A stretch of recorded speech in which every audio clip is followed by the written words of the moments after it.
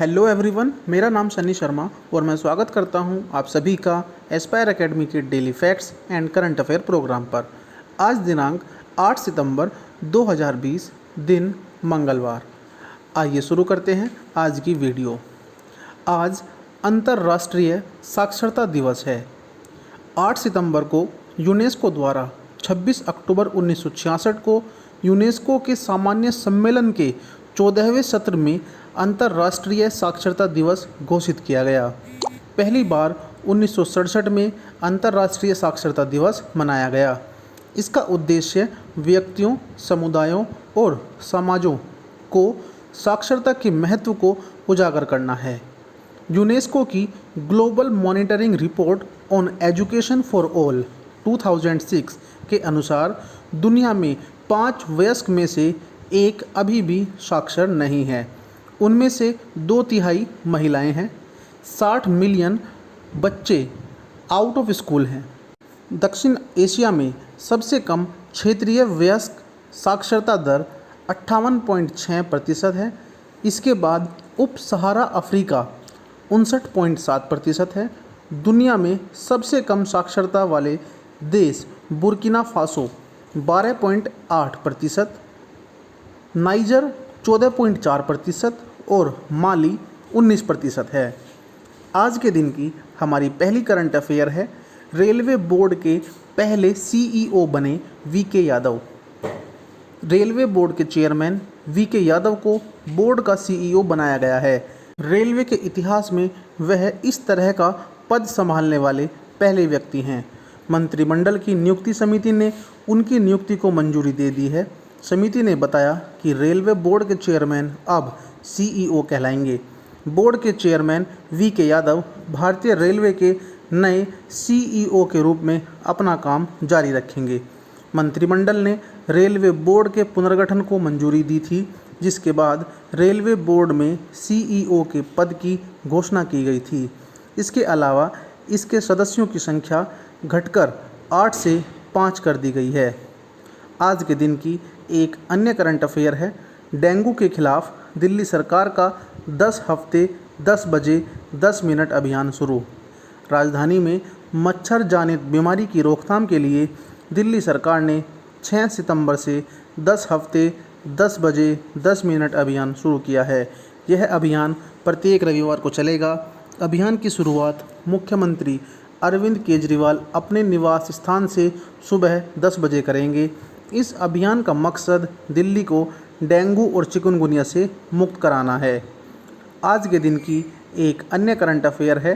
सरकार ने जम्मू और कश्मीर में बैक टू विलेज कार्यक्रम के तीसरे चरण की घोषणा की।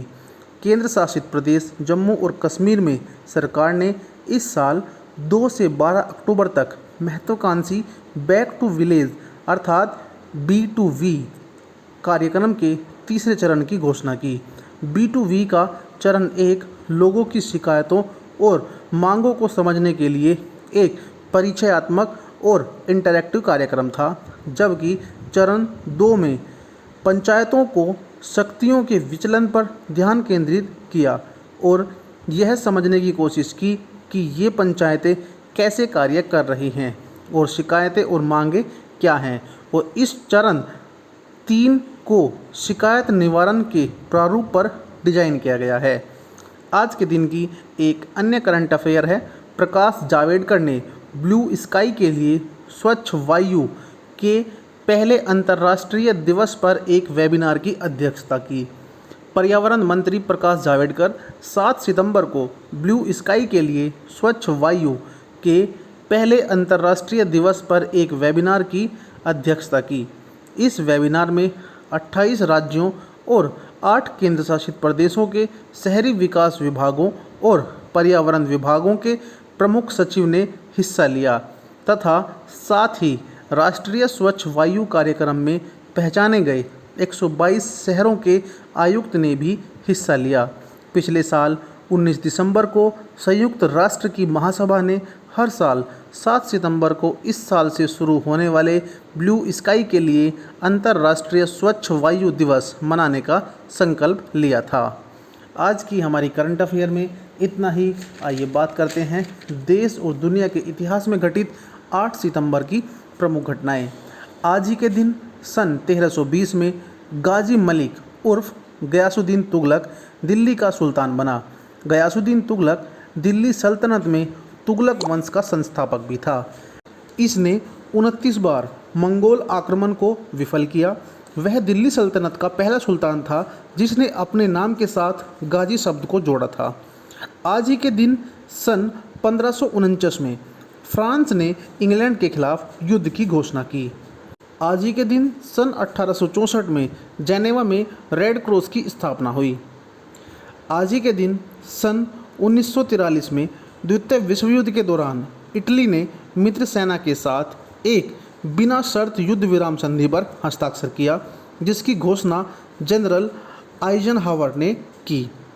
आज ही के दिन सन 1965 में लोगों को पढ़ाई के प्रति जागरूक करने के लिए यूनेस्को ने विश्व साक्षरता दिवस मनाने की शुरुआत की। आज ही के दिन सन 1967 में आज़ादी के बाद पहली बार केंद्र सरकार में सरकार चला रही पार्टी कांग्रेस को 6 राज्यों में हार का करारा सामना करना पड़ा, किंतु कांग्रेस बहुमत प्राप्त करने में समर्थ रही। इसका मुख्य कारण अर्थव्यवस्था की खराब स्थिति का होना बताया जाता है, जो 1962 चीन और 1965 पाकिस्तान से युद्ध व अकाल पड़ने की वजह से कम फसल उत्पादन होने की वजह से भी उत्पन्न हुई थी। दूसरा कारण यह भी माना जाता था कि कांग्रेस के 2 बड़े नेता जवाहरलाल नेहरू व लाल बहादुर शास्त्री की मृत्यु हो चुकी थी। आज के हमारे daily facts and current affair programme में इतना ही। धन्यवाद।